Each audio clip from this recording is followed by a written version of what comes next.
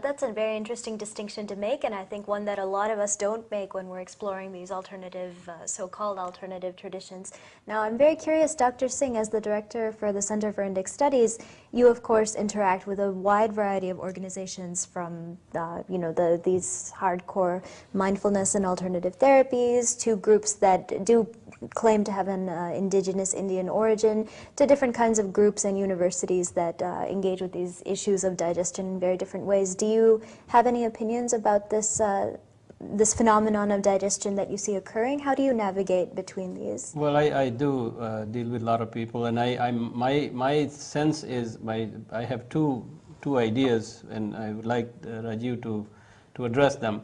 One is, of course, we need to understand why is this need for these people to abandon, and you alluded to the fact that there is perhaps these people have to look at their Western audience, and maybe there is a feeling that there is a baggage, Indian baggage or Indian connection that has some kind of baggage. And number two is, why is there any natural process to have universalism, Eastern or Western? I mean, is there universalism? Is this an inevitable that you have to have the universalism? So my own experience is that, of course, I deal with students who are almost all of them are Western in my class, and I find them to be very genuine. And actually, I have found when I teach my Science of Kriya Yoga class, and eventually I tell them history of yoga, and the students love it. They want to know more as to how, and I think this is a very important point to understand and then address, is that why these people think of the need that they have to dissociate. Because it seems like, at least from the young generation, that's not the case. They are really deeply interested because they actually are more curious to find out what else is that not being taught. Sure. I have a theory which is also going to come out as a book called the U-turn theory. And in the U-turn theory, I trace all these people.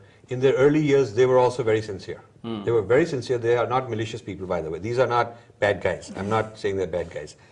They went with real, genuine, in fact, rejection of the West, and really immersed themselves into the East with honesty. And many of them spent many decades doing that. The book, being different, is to answer the very question, what do they run into which is so different that they have to recoil and come back? In other words, how much of India can they keep assimilating such that at what point do they reach a boundary where going further they would lose a sense of who they are as Westerners? This is something very interesting. TS Elliot, who was a great poet, very well-informed of Sanskrit, read a lot of the Upanishads, and a lot of his greatest poems were influenced by Hindu thought, Sanskrit literature. He at one point says that this is so profound, the Sanskrit works are so profound that it makes Western philosophers look like schoolboys. He says that. And then a little bit later he writes that in order for him to go even deep into it, he has to forget who he is in terms of being a Westerner, and he has to just jump into it, forget this preconditioning.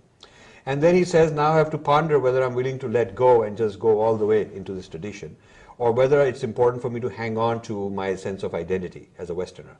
And after contemplation, he's a very honest man. He writes a very honest note in his diary, which is published in one of our books.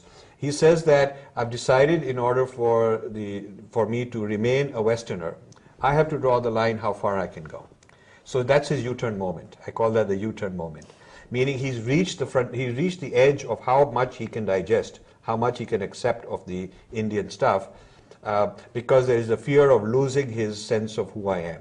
So the idea of being a Westerner and this lineage, bloodline of being a Westerner and this grand sense of history is an obstacle in going beyond a certain point.